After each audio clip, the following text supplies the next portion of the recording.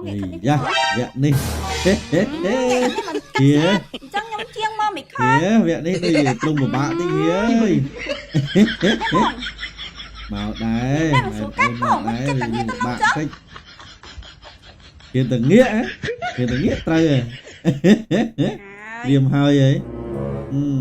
បងមកមើល លោកចក់ហៀលោកចក់មើល បង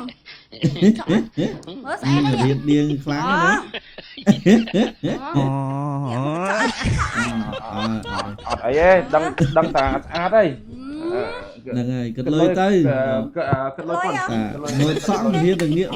មិនហ៊ានទៅងាកមើលកញ្ចក់ផងមកសក់ អត់ប្រាប់រៀលបង ងាកមើលឲ្យលេងច្រឡំមុខចឹង ងាកមើលយ៉ាងម៉េចមកខ្លានៅនឹងទាំងមូលនេះមកតែឯងវិញអស់តោះហៀ